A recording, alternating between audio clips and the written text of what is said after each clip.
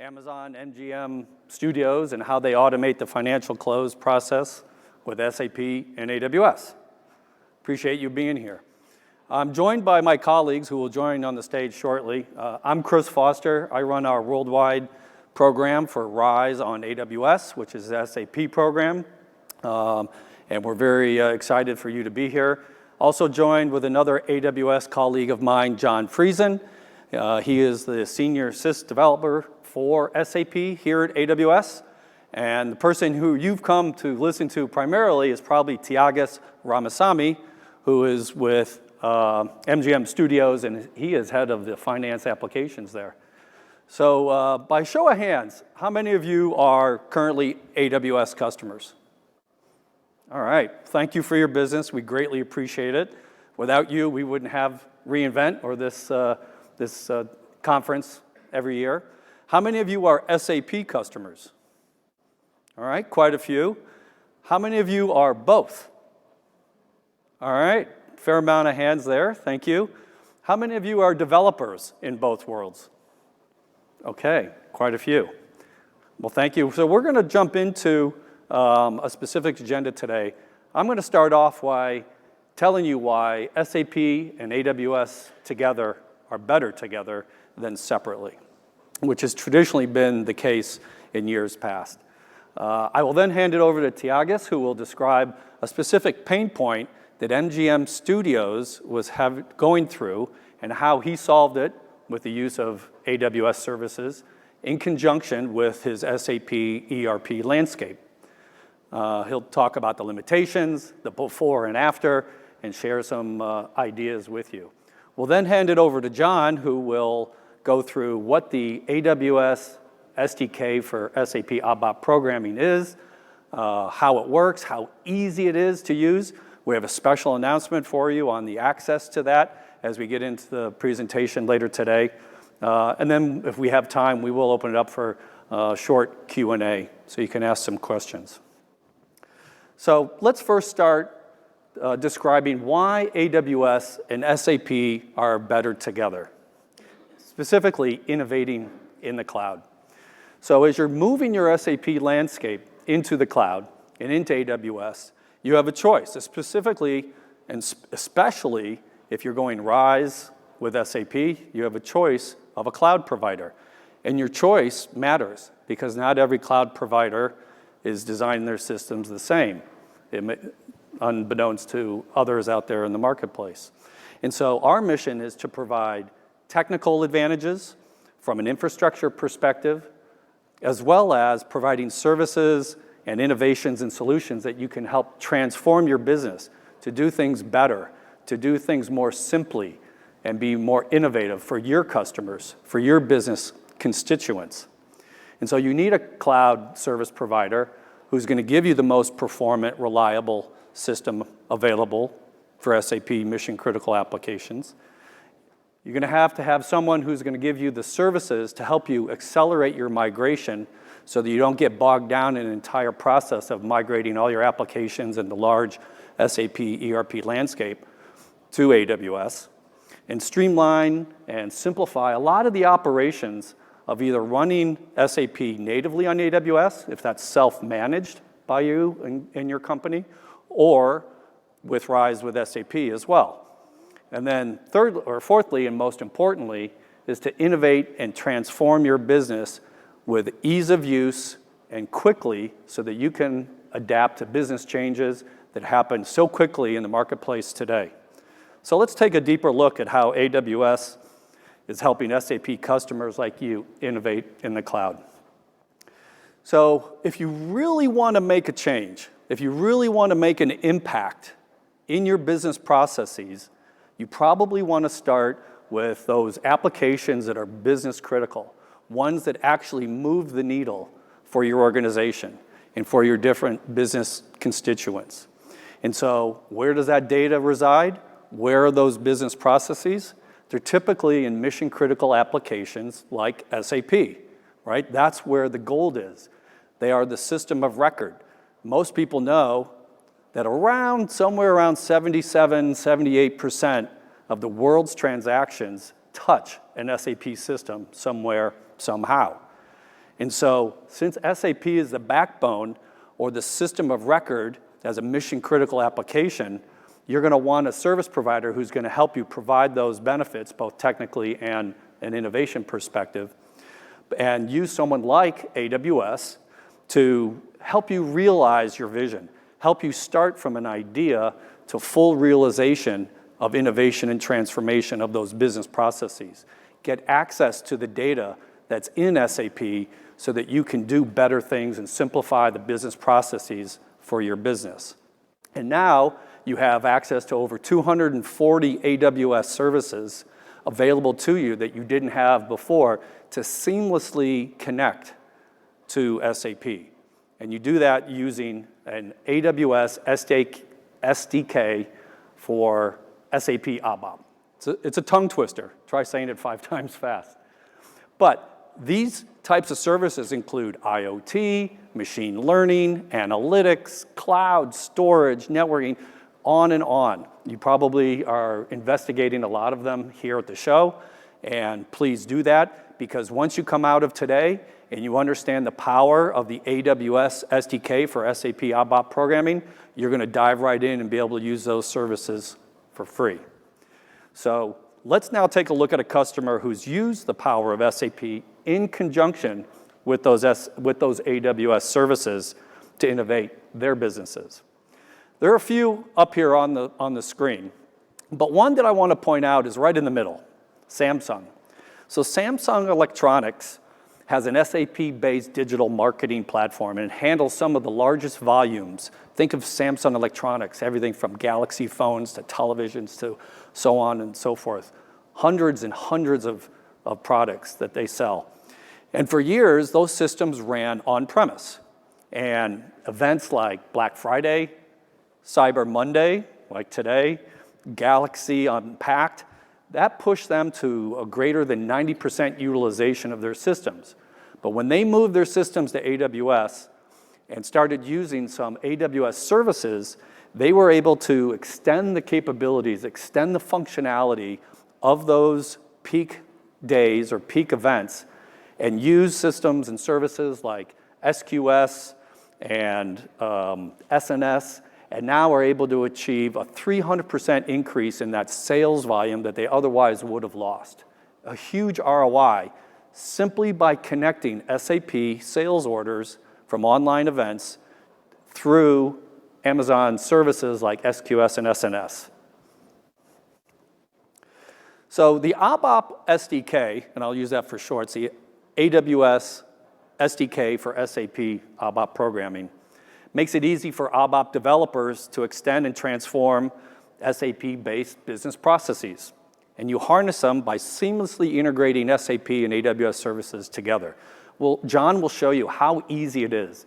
It will be minutes to be live and get these systems connected versus days, weeks, sometimes months worth of all testing that traditionally you would have had to do with complex integration programming or just standard ABAP programming on your own and through all the testing.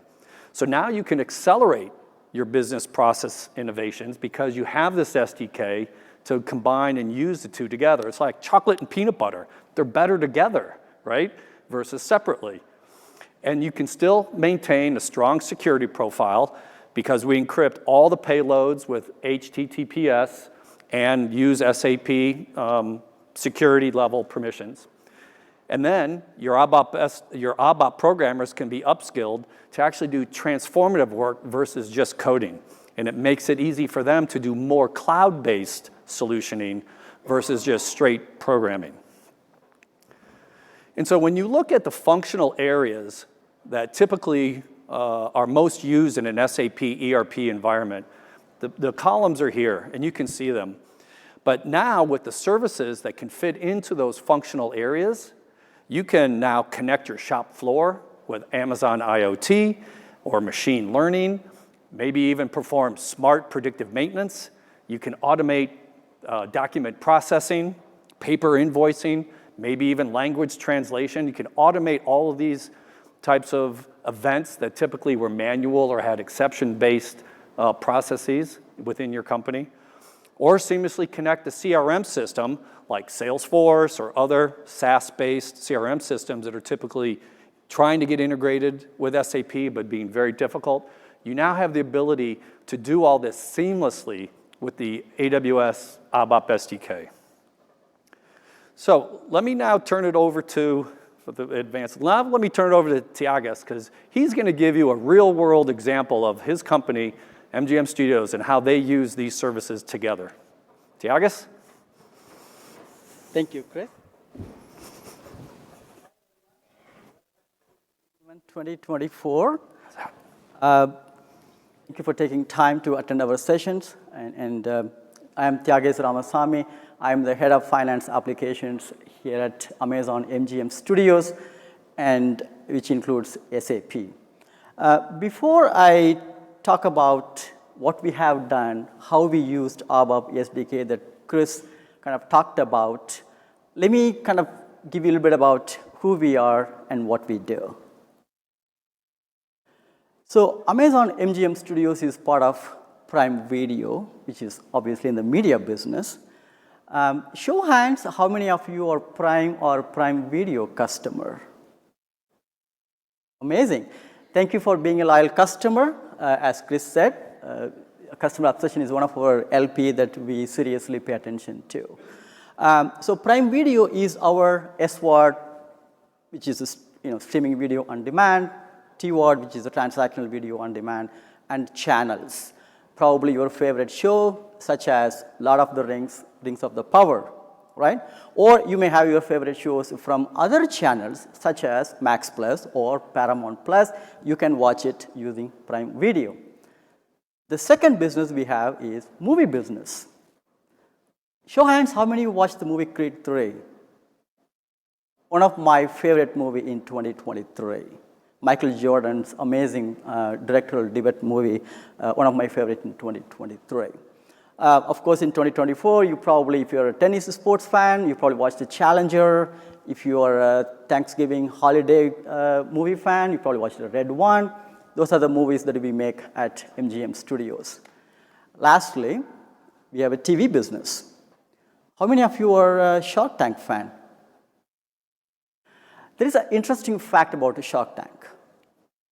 Shark Tank is produced by Amazon MGM Studios using Sony Entertainment lot for ABC. So you can see how the media entertainment companies are working together behind the scenes to produce the best content for you as a customer. In the media business, we say content is the king. Experience is everything, right? In fact, if you go back to 20 years ago, content was the king. Of late, things have changed, evolved, how we use and consume the content. So experience is everything. It has to be seamless. So now let me play a video how we use technology to bring the seamless experience, the best content with the reduced cost, and also the faster time to make it to the market.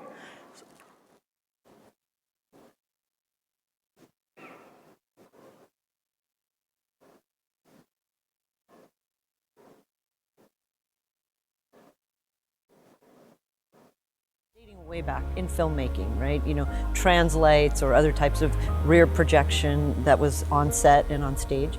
I think the Stage 15 volume wall takes that just another step further. When you can put an actor and a director and a DP in a situation that makes them feel like they're actually there, it's a game changer because it enables a further focus on creativity. It creates a more authentic performance and makes things that much more efficient.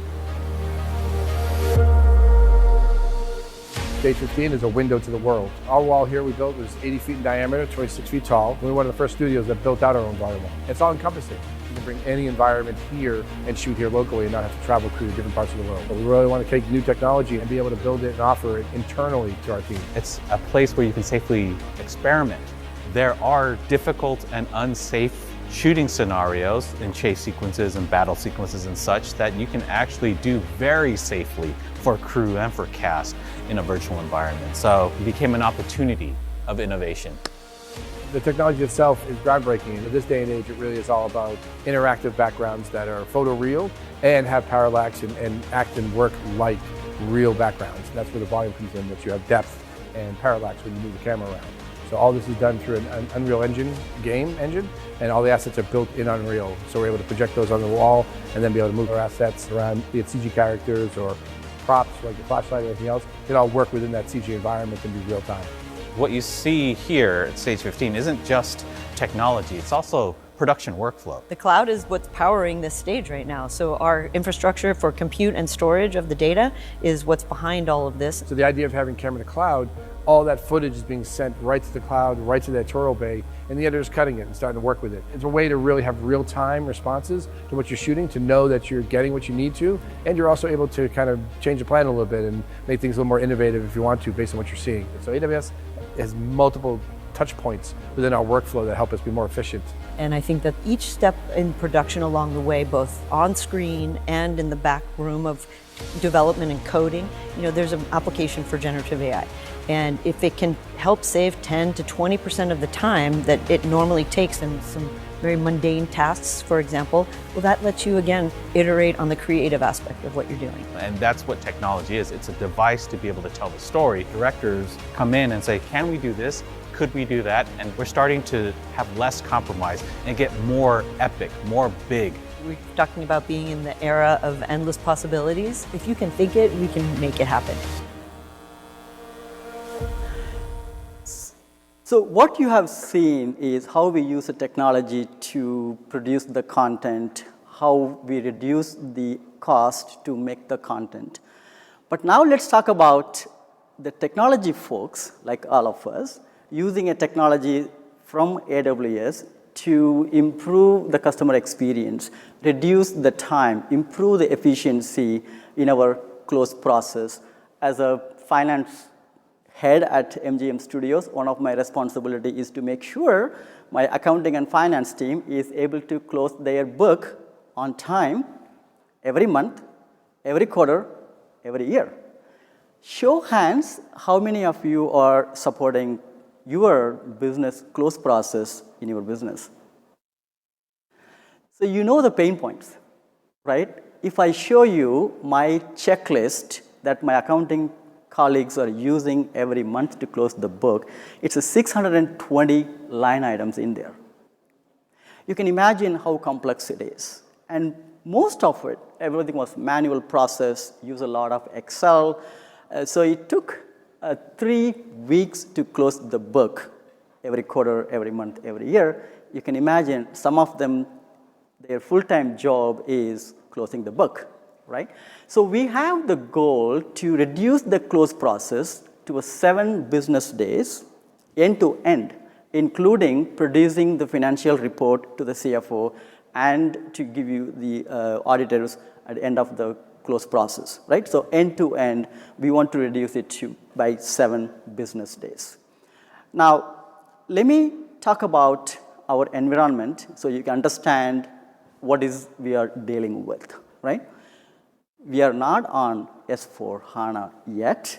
We are still on ECC EHP 7. Because it's a kind of a legacy, we have been using SAP for 20 years. It's a kind of legacy systems in a way that it's not configured to use S3. It is still configured to use EFS, which is the Elastic File Systems. As some of you are supporting your close process, you know that you have to upload and download the files into SAP as part of the close process. But our ETL tool is not configured to read write from EFS. It can read write from S3. So quickly, you can see the challenge here. My SAP can talk to EFS. My ETL tool can talk to S3. But we need something to bridge the gap, right? Because we need the data to be extracted from SAP and automate using the workflow and build the dashboards using a QuickSight. So we need something to bridge. So we talked to our engineering partners, and they said, sure, you can use AWS Data Sync to sync the data between EFS and S3. We were like, perfect, right? Let's use it. We jumped right into that design. What you see here is our initial phase before we started using SDK. So you extract the data from SAP, put it into a EFS file system. The data sync is schedule-based. We can bring it down to like hourly schedule. So it wakes up every hour. Whatever you have it on the EFS, we'll sync it into S3. As soon as the file is landed into S3, my ETL workflow will wake up, take the file, load it into Amazon Redshift. Once the data is loaded into a Redshift, QuickSight dashboard can consume it. Alteryx workflow can refresh the data for the automation of the workflows. As you can see here, it did work. We were able to improve the close processor timing. Our customers were happy, but there were a few anecdotal kind of comments and feedback and voice from, and of course here at Amazon Studios, we pay close attention to the anecdotal evidences. So they were like, yeah, during the ad hoc data adjustments and refreshes, it takes longer. So we kind of noticed that, and there are areas for improvement that we have identified internally, as well as listening to our customers at accounting and finance team. So the areas for improvement from these initial designs were data sync is another hub. As you can see in the design diagram, I have to use the data sync because SAP can only talk to EFS. The data sync is not aware of the daylight saving time changes. As we all know, it does change twice a year. So every time it happens, I have to manually coordinate to adjust the schedule to make sure that the data sync is syncing the data on time in a timely manner, right? And as I said before, the maximum frequency for data sync schedule is an hour.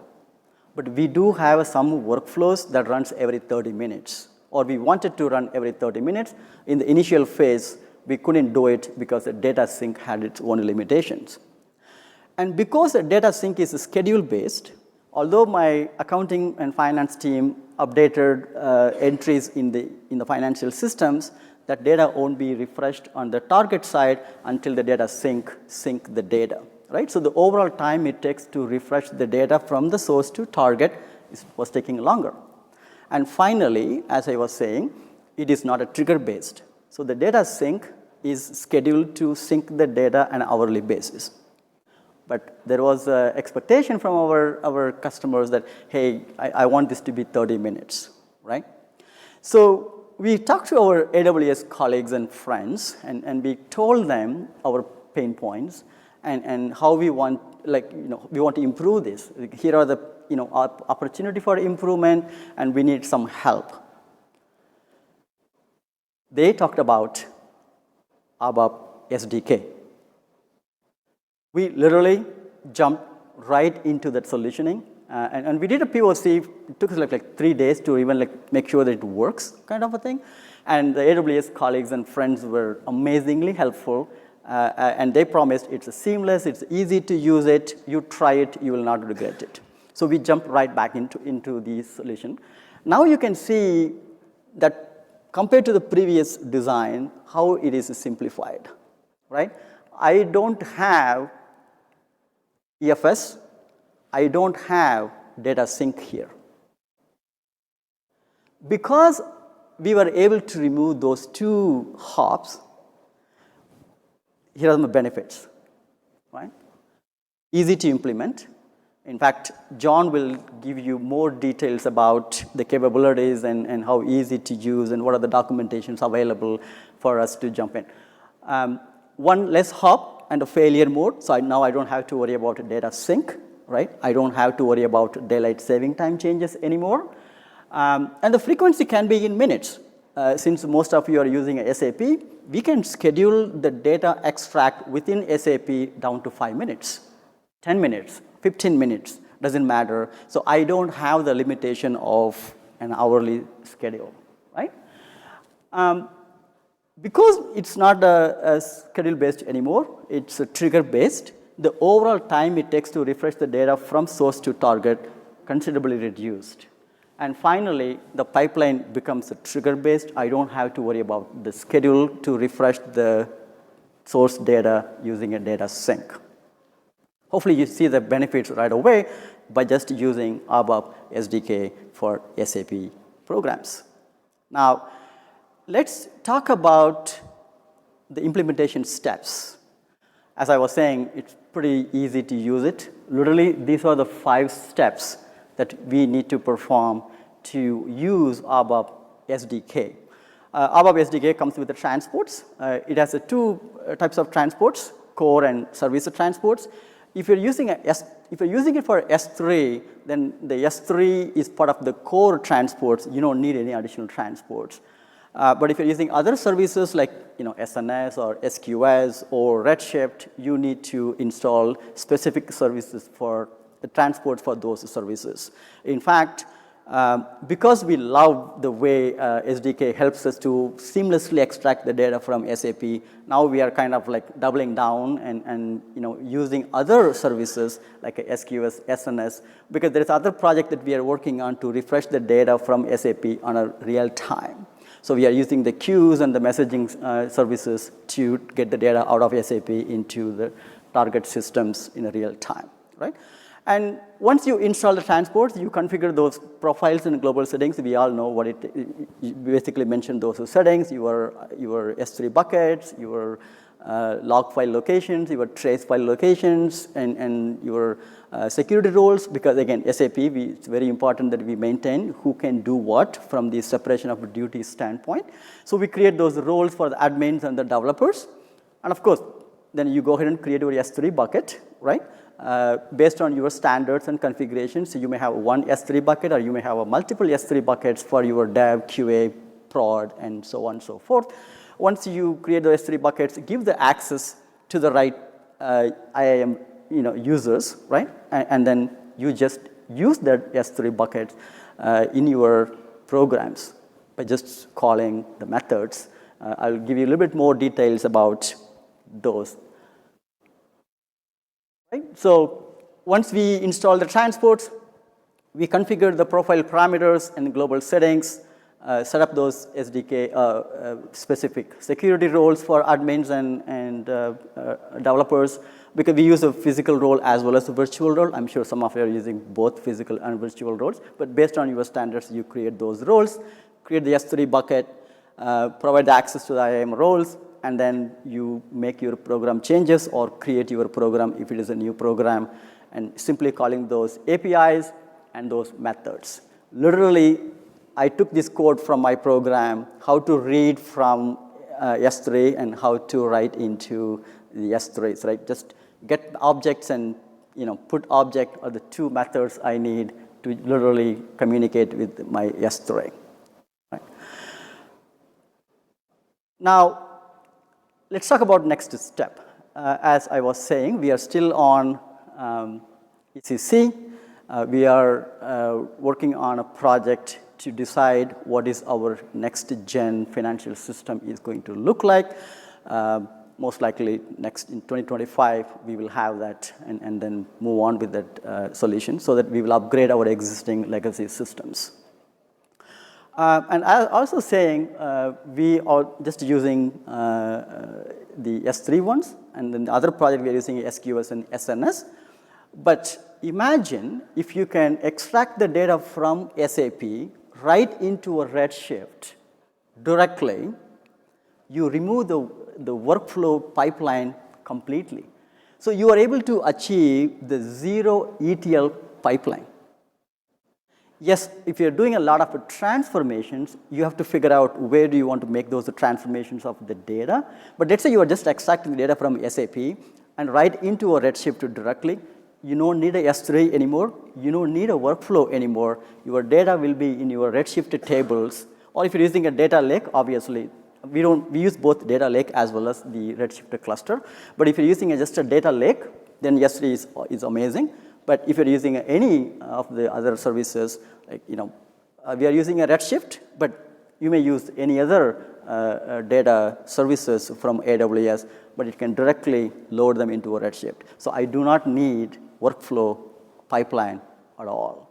And finally, although our goal is to get to 7 business days end to end, we are almost there, but not completely. So we are going to continue to automate the remaining workflows and processes so that we can get to that 7 days goal that we set out to. And we are like 70% on our way to achieve that goal.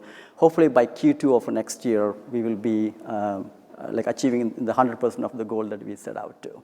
Again, using these services, it's kind of like, kids in the candy land, like, oh my, you jump right into it, actually. Oh, this is working, this is amazing, this is easy, this is seamless. Why not let's just use it for other services that we use. With that, I'm going to hand off to John, who is going to give you a lot more details about these services and the capabilities. Thank you. There you go. John, thank you. Thank you.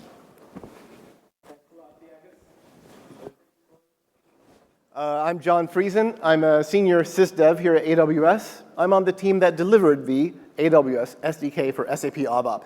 When we were building the ABAP SDK, we were dreaming of customers doing exactly what MGM just did, taking a process that was unnecessarily complicated, difficult. Why can't we get these things to talk to each other? And they made it easy in pure ABAP and simplified their process. So I just love that story, and I want to talk to you about how you can do what MGM did. Now, what is an SDK? AWS stands for Amazon Web Services. So we make web services for you, the builders, to build your applications on top of. Let's see, we've been around for, since 2006 or so. So we've had about 15 to 20 years of listening to those Python and Java programmers bragging about the cool stuff that they can do with AWS services. But I come from the SAP world. I program in ABAP, which is, by the way, a beautiful language, 4th generation language, strongly typed, object-oriented. It will live forever.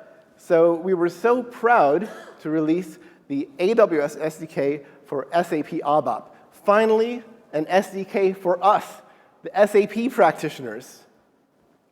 So now finally, you and your development team can have a seat at the table and start building against AWS. When we built the ABAP SDK, we made a design decision which has really been vindicated. That was that we built it in pure ABAP. No third-party libraries, no agents to install. It's pure ABAP. So if you already know how to install a transport in your system, then you already know how to install the ABAP SDK. If you've ever configured something in SAP in the IMG, then you already know how to configure the SDK. We made it feel like something that belongs in your SAP system. Because we wrote it in pure ABAP, it is broadly compatible from NetWeaver 7.4 all the way through the latest S/4HANA. In fact, if you've been listening to the news, we released the developer preview for the BTP edition, for BTP ABAP, SAP's cloud, ABAP cloud. The ABAP SDK is there in developer preview, and if you are interested in the BTP ABAP, we'll be talking about how to join the developer preview there. Okay, you're not all developers here, but let's take a little moment to think about the customer experience. The customer of an SDK is the developers, the builders. They're the ones who touch the SDK. So let's take a look at what an ABAP program might look like if you're using the ABAP SDK. They all look roughly something like this. One line to create a session object, and in the session object, you key off of a configuration profile. So if you've ever configured an ABAP system, you know how SAP will make configuration profiles that group configuration together. The same thing for the ABAP SDK. You know, the other SDKs, they use INI files, but that's not the way we do it in the SAP world, is it? We do transportable configuration. So this will feel extremely natural and familiar to your business analysts who configure SAP systems. So you key off of an SDK profile, then some important stuff happens. It checks your PFCG role. Does your user have the permission to use this SDK profile for your job function? And it maps you to an IAM role on the AWS side. So if you're new to AWS, an IAM role is the fine-grained role on the AWS side. So we carry over those fine-grained permissions from the SAP side all the way to the AWS side. You get a session object, which then you can use to create an API client. In this case, I'm creating a client for our S3 service, which is exactly the service that Thiagos was talking about using. In fact, he stole my thunder here. He showed some of their real-life code. Here's basically the same thing. How do you pull an object from S3 storage? It's a one-liner. A junior ABAP programmer can write this. It looks like a method call. All the complexity of formulating the XML and the JSON payloads and establishing the HTTP connection to the correct endpoint and receiving the results and turning it into a result or maybe an error case, all that is handled for you. So you get a one-liner. You do whatever you're going to do with the data, maybe parse a CSV file or something. And even error handling is surfaced to the developer as ABAP exceptions. So it couldn't be easier to handle the different error cases that might happen in the course of talking to a service. Should you display a message to the user? Should you log it somewhere? Should you ignore the error? You can handle those in a fine-grained way, in a very natural and native way that's going to feel very familiar to an ABAP programmer. I mentioned configuration already. It's in the IMG, so you know how to do this already. Transportable config, you configure once in development and transport it forward. Here I've got screenshots from the IMG in a S4HANA system and also in BTP ABAP. Notice they look very, very similar. We are aligning these things so that if you start today in the classic ABAP world and tomorrow you go to BTP ABAP, your investment is preserved. This is my favorite slide of the whole presentation. We have 240 plus services and growing here at AWS. When we built the ABAP SDK, we could have stroked our beard and looked out the window and thought, I wonder what services an SAP customer needs. Well, maybe they need S3, maybe they need SQS. Okay, our job is done. No, we gave you all the services, all of them. So if you hear about an announcement here at reInvent about some improvement to a service, well, guess what? That announcement was for you because we have the service in the ABAP SDK. We have services for machine learning. We've got services for databases. We've got a service that lets you talk to satellites in space. Would you like your SAP system to talk to space? No one's come up with a business case yet, but I really want you to because I want to see that demo program. Anyways, the point is, all of our services are supported in the ABAP SDK. How do we even do that? When you have 240 services, some service is getting updated every single day. That means that we have to produce a new SDK every single day. This is true for all of our SDKs. Java, Swift, Kotlin, Rust, Go, they're all producing new SDKs every single day because when you read a blog or an announcement about some new service, we don't want you to read the blog, get excited, and then you can't try it out because the SDK is not there. Yesterday, they announced the new security incident response service. They announced that on a Sunday.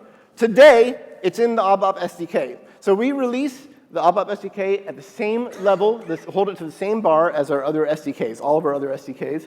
We've grown from 346 modules in the SDK, that was when we first released in June of 2023, up to, we just passed 400 in November, and watch this space, we're at reInvent. So every new service you hear, that's another service in the ABAP SDK. I love this. Is there any ABAP program in the world that has a release schedule like that? Okay, let's have some fun and maybe do a live demo. Now I want to talk about why I'm doing this demo. I like to think of SAP practitioners as chess masters. You ever seen a chess master play? They are so fast. The reason they're so fast is because they don't see the wrong moves. They know that the bishop can only move in a diagonal. They know that the knight moves in a little L shape, and so they don't see the impossible moves. That's like us in the SAP world. We've learned the moves we can make in an SAP system. That's why now it's so important to understand that with the ABAP SDK, you can move the bishop in a diagonal, and you can move the queen in a zigzag. You can do moves that you could never imagine before. So this demo is intended to show you how to dream a little bigger with the ABAP SDK. Now is the part where we find out if I remember my own password. Magic. So I'm going to talk for a second about a service called Amazon Recognition. This service is new to me. I didn't really know about it too much. I was exploring around, and I found this service called Recognition. It has a feature which lets you identify whether there's a face in an image. This is the kind of thing that's probably used in security cameras. It can identify where the face is. It can tell you if there's glasses on it or not. Is it smiling? A little bit about the emotion. Is it a male or female? I'm actually just interested in, is there a face in the image or not? Because think about your SAP system. You might have it set up so that people can take a picture of a broken piece of equipment and attach it to a service order. Well, what if their buddy is in the background, and now their face is in the picture? Now their face is sloshing around your financial system forever. It's kind of a privacy issue, right? Like your face is sort of PII, right? Wouldn't it be nice if an SAP system could reject any image that has a face in it? So I was looking around my S4HANA demo system, and I found that there's a virus scanner interface in S4HANA, which is intended to let you connect S4HANA to your favorite virus scanner so that when you attach something, it can go through a little virus scan process. Well, you can implement that virus scan interface in a baddie, which is a little placeholder in ABAP code where you can stick your own nice, clean ABAP code. So I thought, well, gosh, I don't have to scan for viruses. I can scan for faces in the baddie interface of the virus scan. So let's go try this out and take a look here. OK, great.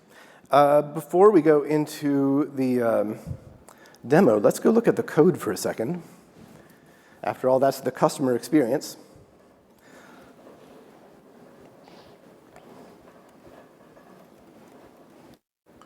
Let's see, here we go. So SAP's virus scan interface has 3 methods there, one for scanning files, one for scanning bytes, and one for scanning text. If we just go pop into the scanning of the bytes, for example, what do we have here? This should look familiar. We saw the S3 example code before, and here we have something very similar. All of the ABAP SDK looks like this. It's a one-liner to make a call to detect faces and receive them as a table. And then what am I doing here? Just counting the lines in the table and checking if it's more than 0 lines. If it is, then I mark it as a hit. SAP very helpfully gives us a test program here, so we're going to try that out. vscan test. And I'm going to open up a file. Yes, please. And I'm going to put in this file here. I'll just show you what the file looks like so you know what we're dealing with here. OK, a bunch of happy faces here. I'm going to upload that into my system, and let's see what happens. Going to get loaded by the virus scanner. It's going to run. And we have an answer here. Detected 10 faces. So we have a hit. Near real time. How about that? I love this stuff. So now let's go try it in a business process. I'm going to go over to some service orders here. And we're just going to take a look at service orders from, let's say, last month. Pop open a service order. This is standard S4HANA functionality. I didn't make this. I just implemented that baddie. I'm going to go and add my people image here. And here we go. I'm going to try to upload it, and let's see what happens. Bang. Blocked by the knowledge provider. So we have it. What do I have? 20 lines of code total? A one-liner to call the AWS service? It's trivial to do some really interesting stuff.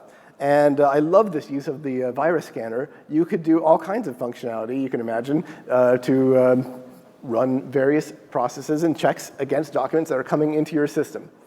OK, so that's fun. How are we doing on demo time here? Do I have time for one more? Yes. OK. We're going to go back to the slides for a second. I'm going to do another demo.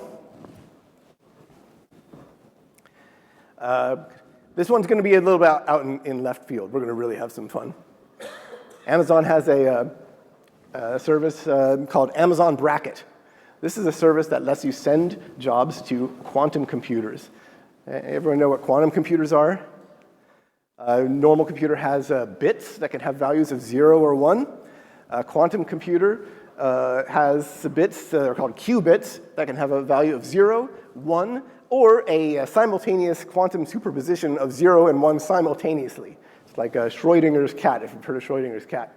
And the point of quantum computers is that they can do certain kinds of calculations very quickly. For example, we're going to look at factoring a number. Like if I have 21, I can factor it into 7 and 3. Those are the prime numbers that you can multiply to form 21. This is fascinating that quantum computers can do it so fast. Scientists don't really know how they can do it so fast. This is true, that one theory about how quantum computers can work so fast is that when they have a qubit that's in a superposition state, that it actually does a branching of the universe into a multiverse, and it's doing parallel processing across multiple universes, because there's not enough cycles in this universe to do the calculation. I'm not making this up. This is wild. Anyways, this stuff is achieved with superconductors and high-powered lasers. This is in specialized labs that normal people don't have access to, and even most scientists don't have access to. So Amazon Bracket has democratized access to quantum computers. This is amazing. So we're going to do a little fun here. Now, we're going to send a quantum calculation from an ABAP system, and in order to do that, I have to do two things. I have to formulate a sort of a quantum assembly program to do the calculation, and then I have to send that quantum assembly language program to Bracket, which will then handle handing it off to the quantum computers.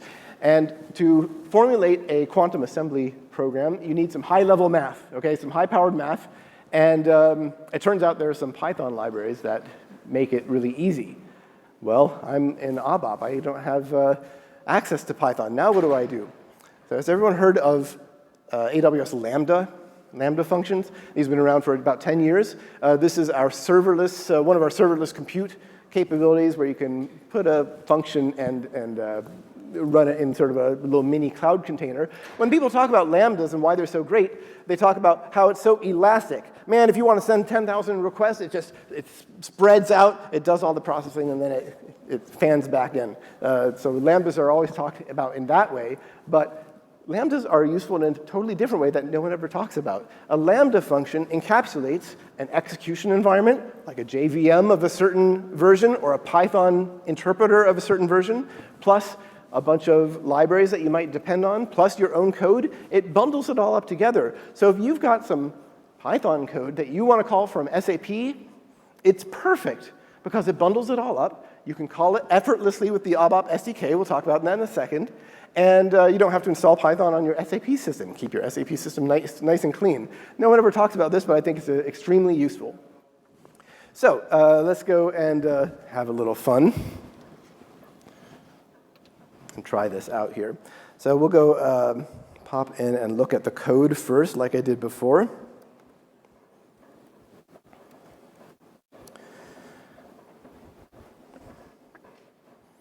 And first thing we do, we prepare the quantum assembly program. And again, it's basically a one-liner. You want to invoke a Lambda function, then here you go. It's a one-liner. So if you are in a situation where your ABAP code would really like to call some Java library or some JavaScript library, it's this easy. Bundle that stuff up in a Lambda function, and then you've got a one-liner to call it. Here I'm getting the results back in JSON format. Once I've got my quantum assembly program, then I can simply do, again, a one-liner, create quantum task, a one-liner to create the quantum task, farm it out to AWS Bracket. It's going to go do its thing, and then I'll get the result. And we'll go and try a little program here to have some fun.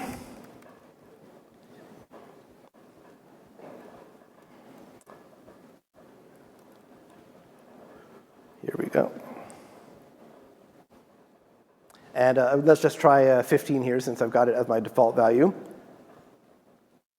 And here it's going to go and call that Lambda, get the quantum assembly program, send it off to Bracket. Bracket's going to farm it out to a quantum, in this case, a quantum simulator, and get our results. Perfect. 15 is divisible by 3 and 5, and you can see some of the quantum assembly language program here. I thought you might like to see that. So it's that easy. Now let's see it in a business process, since that's what we're here for. And this was, okay, it's a bit of a stretch. We're going to go to the quality management module of SAP. And there's a thing called a dynamic modification where you can choose, let's say you've got a supplier sending you pallets of widgets, and maybe you want to check one out of every 100 pallets. So you do a quality check of 1 every 100. So you specify this skip interval. But let's suppose your supplier has 4 assembly lines. So they're loading the truck from line 1, line 2, line 3, line 4, line 1, line 2, line 3, line 4. Well, if I'm checking every 100 pallets, then I'm really only checking one of their assembly lines because my interval of 100 is divisible by their number of assembly lines, 4, and so there's a certain kind of resonance there. Really, I should check 1 out of every 101 pallets. Why 101? Because 101 is a prime number. So it's only going to resonate with their assembly lines if they have 101 assembly lines. So what I really want here is when I configure my skip interval, I want it to force me to enter a prime number.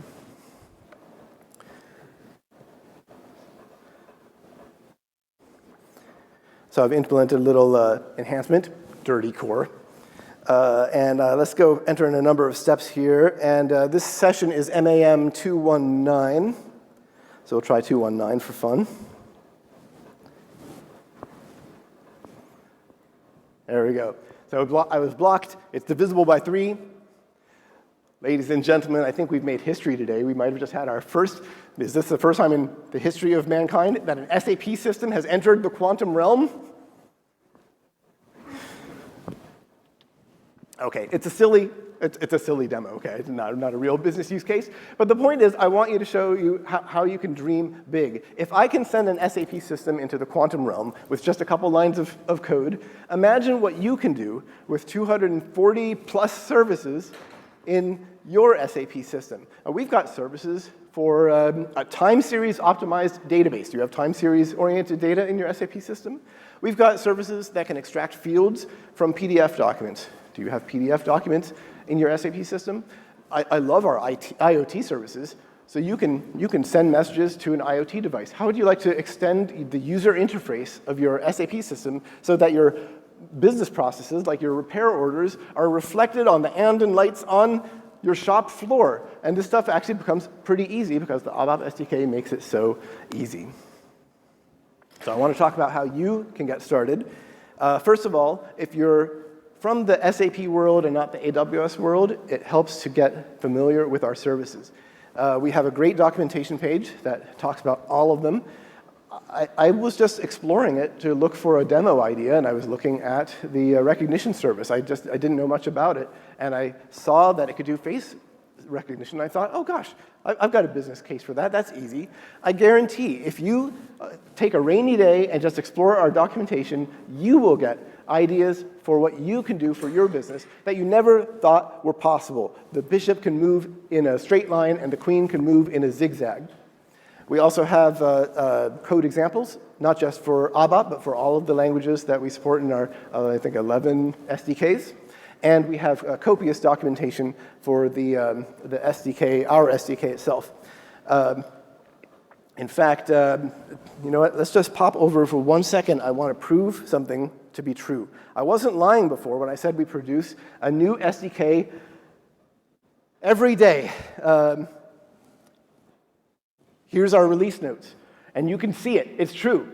Yesterday they announced something new. Today it's in the ABAP SDK. Tonight at the keynote, I'm sure they're going to announce something wild. And check our SDK tomorrow. It will be in there. You can try it out.